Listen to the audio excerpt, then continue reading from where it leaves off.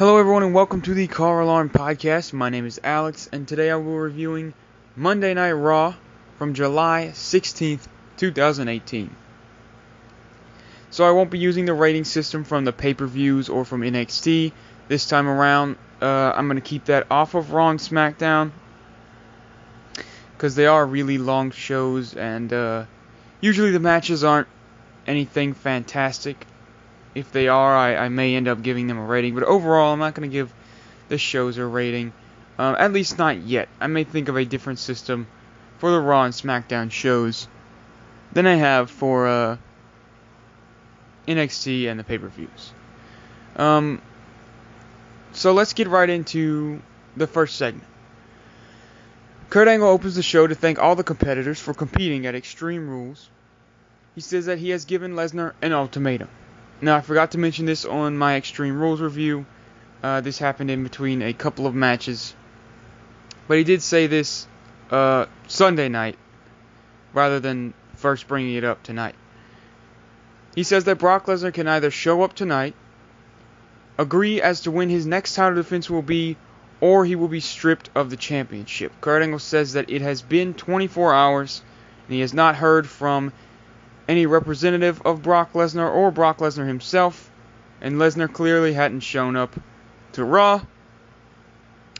So he begins to strip Brock Lesnar of the championship before Paul Heyman interrupts.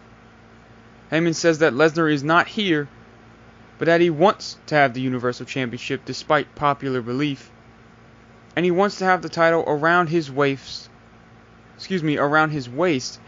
as he wins the UFC Heavyweight Championship. For those who don't know, Brock Lesnar will have a fight against Daniel Cormier, I think he has like 6 months or so left on his USADA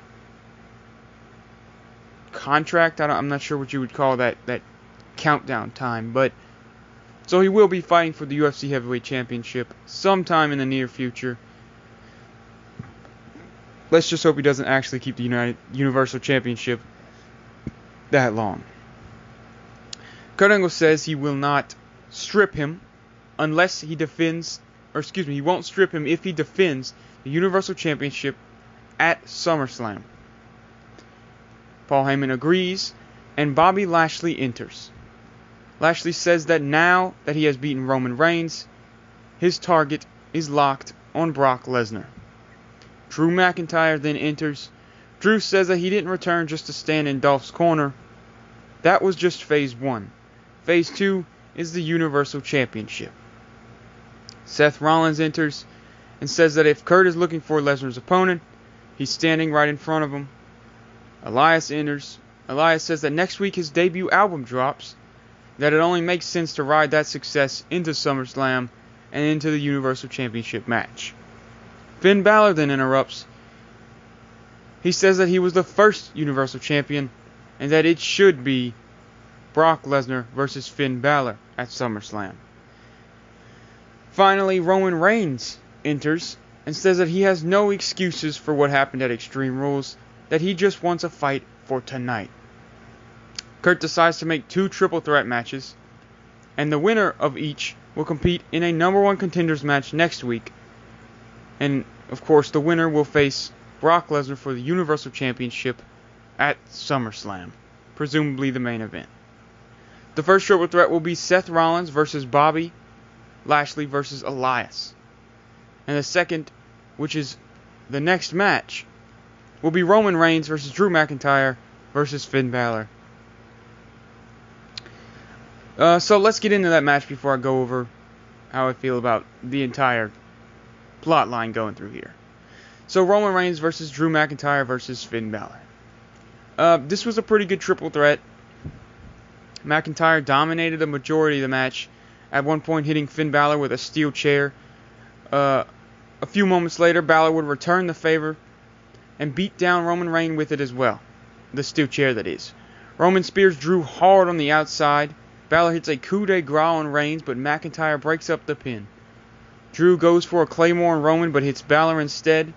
Reigns Superman punches Drew to the outside of the ring and spears Balor for the win.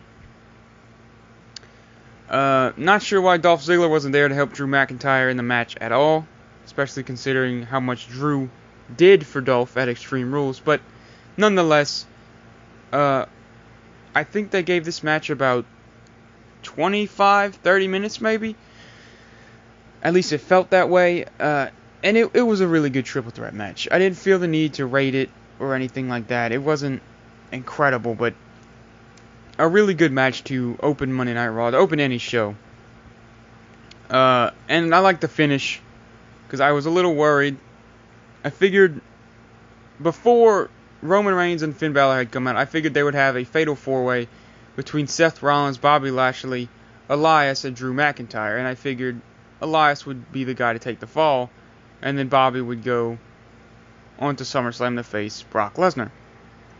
However, after the triple threat matches were made, I was a little worried as to who would take the pinfall in this match. I figured, well, rather, I assumed it would be Finn Balor. I had hoped it wouldn't be Drew McIntyre. And thankfully it wasn't. It was Finn Balor, but, you know, he took two finishers, so it really doesn't hurt him in any way as far as making him look weak goes. Next, we have Dolph Ziggler coming out for a promo. He says that the Intercontinental title main event was the first in 17 years. And it wasn't because of Seth Rollins, but because of himself. He gloats about how many times he has beaten Seth before he is interrupted by Bobby Roode. Roode says that if it wasn't for Drew McIntyre, he wouldn't be champ at all. He challenges Dolph to a title match right then and there. And as JoJo makes the announcement for the Intercontinental Championship, Dolph Ziggler says that he accepted a match, but not a title match. And so the singles non-title match begins. The match was fine, nothing too special. Everybody got their moves in, both wrestlers. Ziggler got a clean win with a super kick. I think there's not really much to say more than that. Backstage, Bobby Roode was face-to-face with Baron Corbin, who said that he thought Bobby Roode was supposed to be glorious, and it left Bobby Roode with a bit of a frustrating look on his face, leading me to believe, and I assume this was the intention, that Bobby Roode may be looking to change up his tactics, perhaps his character a bit, in order to start gaining some success. Likely in a heel turn, I would assume, which is probably going to be great to see. Next up, we have Tyler Breeze versus Mojo Rowley. Fandango is out with an injury. I think he's going to be out for a majority of this year, if not all of the rest of the year. I'm not exactly sure how long his injury is expected to last. I know that it is a little while, so I guess Breeze is a singles enhancement talent until that is done with, which is exactly what this was. Mojo Rawley won clean with his Alabama Slam after his running forearm into the corner. I have to say I like Mojo Rawley. I like his moves. I like the way he moves in the ring.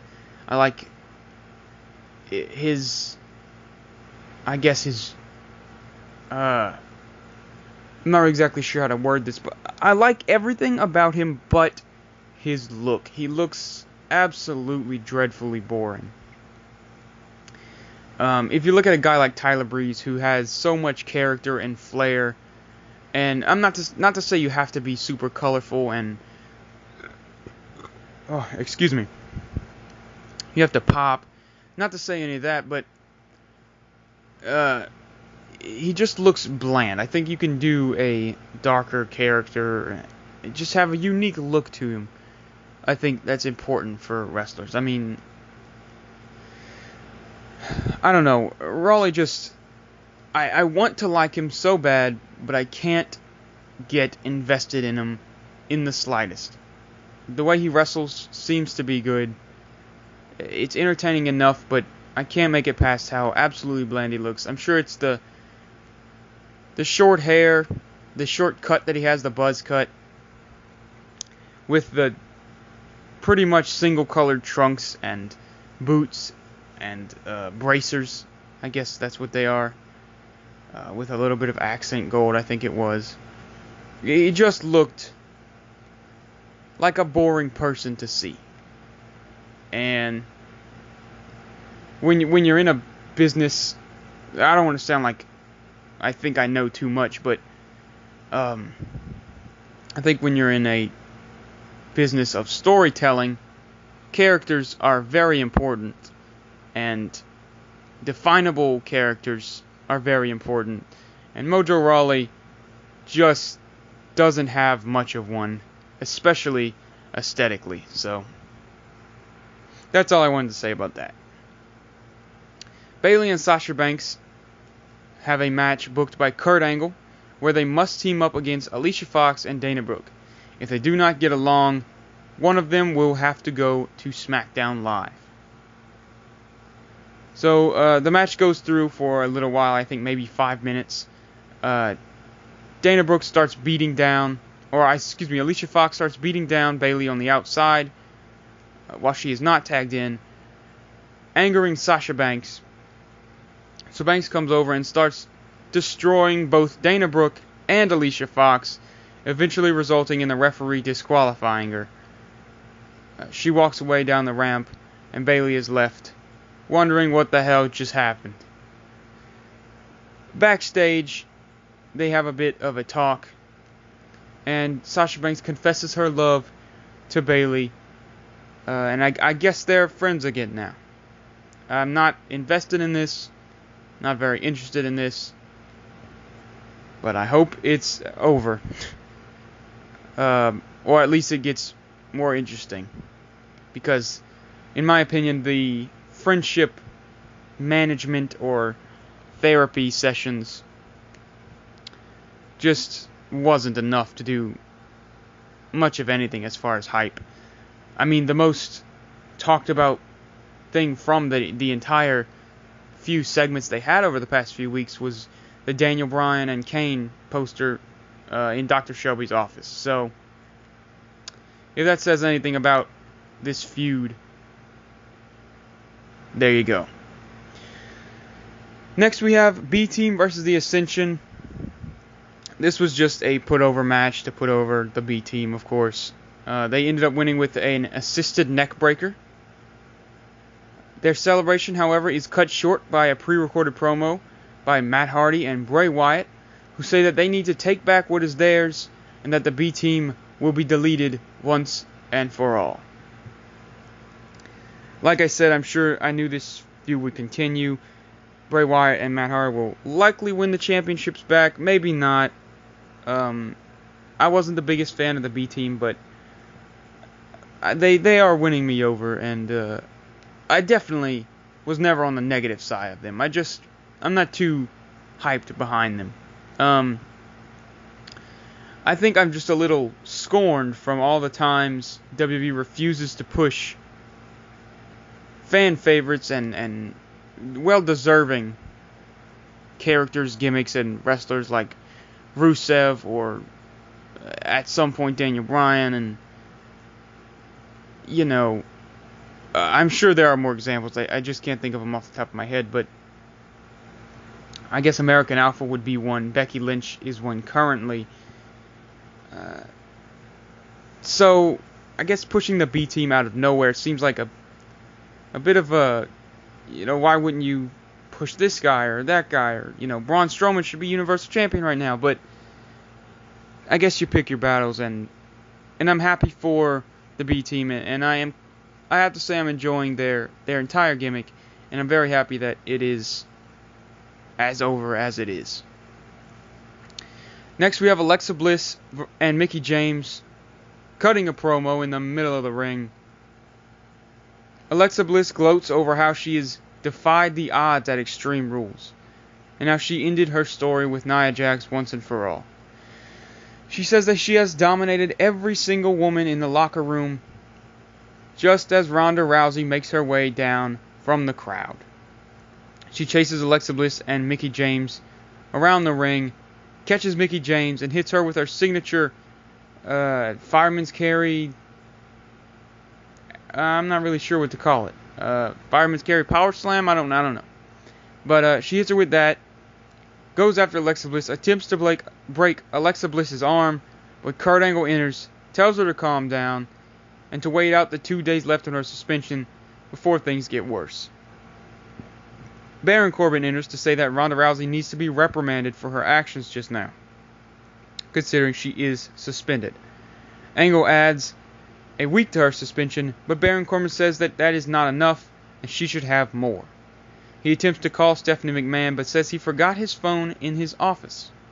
After Corbin leaves, Kurt Angle reveals that he has taken Baron Corbin's phone and says that after Ronda's suspension is up, which presumably is now a week longer, so I guess after next week's Monday Night Raw, she will face Alexa Bliss at SummerSlam for the Raw Women's Championship. Overall, I thought this segment was alright. I didn't think anything too special of it. I thought Kurt Angle stealing Baron Corbin's phone was a little silly and not needed, to be honest. I don't think Baron Corbin needed to be in this at all for the segment to work. And maybe it would have worked a little better if he wasn't, to be honest. But it is what it is, and you know, overall it was fine. Next we have a form of a squash match. Authors of Pain versus Titus Worldwide. Authors of Pain, of course, win with their tag team STO Russian leg sweep, I guess. Or maybe it's a clothesline, but they win with that after a few minutes. Nothing really to add here. I don't think I have any comment on what's going on with the Authors of Pain, except that I hope they fight for the tag title soon. Maybe they can be the ones to end the undefeated streak of the B team. Next we have Ember Moon versus Sarah Logan. Last week I very much enjoyed Ember Moon versus Liv Morgan, and this was pretty good as well. At the end of the match, Ember goes for an eclipse, but Liv Morgan knocks the feet out from under her, crotching her onto the rope, letting Sarah Logan get the roll up and the win, giving Sarah Logan apparently her first Raw victory. And of course it's over Ember Moon, so that's a big deal. I've been enjoying these. I don't know if I'd call it a feud between what's left of the Riot Squad and Ember Moon, but it's been enjoyable in ring at least. Now we have the main event of Monday Night Raw. Elias versus Seth Rollins versus Bobby Lashley. The winner will face Roman Reigns next week, and the winner of that will face Brock Lesnar at SummerSlam. This match was much slower than the first. Things didn't really pick up for a while, but when they did, and I guess this is the point that it really did pick up. Bobby Lashley has Elias up for a super belly-to-belly suplex off the top rope. Rollins takes Bobby Lashley, hits a buckle bomb, then a superplex Falcon Arrow combo to Elias for a close 2 count. Rollins stomps Elias, because I guess that's what the name of that move is now. But Bobby Lashley breaks it up. Rollins and Bobby trade punches until Lashley hits a big clothesline and his stalled vertical suplex. He goes for a spear, but Rollins moves, rolls him up, and super kicks him. Seth Rollins goes for the stomp, but Elias pulls him out, heads into the ring, only to eat a spear from Lashley, giving Bobby Lashley the 1-2-3, ending the match and the show. The second triple threat I thought was not as good, but I think that was part due to the fact that there were, I think, 2 or 3 commercial breaks in the first half, and really everything that I went into detail about happened after the 3-hour mark. So no commercials there. They could do everything without worrying. If I had to contribute any reason, it would be that. But the first one was much more enjoyable. However, sadly, predictably, it will be Bobby Lashley versus Roman Reigns again. Roman will likely win this one. I honestly would rather see Roman Reigns versus Brock Lesnar, as many times as we've seen that. And as awful, absolutely awful as it was at WrestleMania, Roman at this point should just take that Universal Championship and keep it for however long they want him to. I mean, I don't even care. At least, I don't want to say at least be on TV, because I know that that's what they want. They're doing this whole thing wrong with Brock Lesnar. They're only doing it, I think, in part because I feel like they re-signed Brock Lesnar probably just so that way they could keep the storyline with Lesnar not wanting to show up. Make Brock happy, because he probably doesn't want to show up anyway. If he can still make the money. I mean, to be fair, who would? And then Roman Reigns can hopefully get some cheers out of it and win over a portion of the crowd, which everyone knows will not happen, no matter what they do. So at this point, just give Roman a title belt, please, so he can defend it, and we can be pissed about him never losing it, rather than be pissed about jack shit ever happening. So that's how I feel. If Bobby Lashley wins, same. Just put it on him. Let Roman take it from him at whenever. I don't care. At this point, I'm more interested in the WWE Championship than the Universal title, because Universal title does not feel like a thing that exists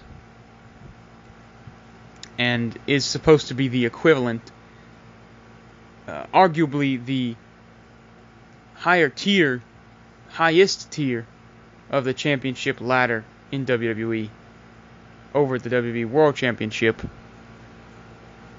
I say arguably because clearly the WWE World Championship and Universal titles would be even as far as rank goes, but they are on separate shows, one being Monday Night Raw, one being SmackDown.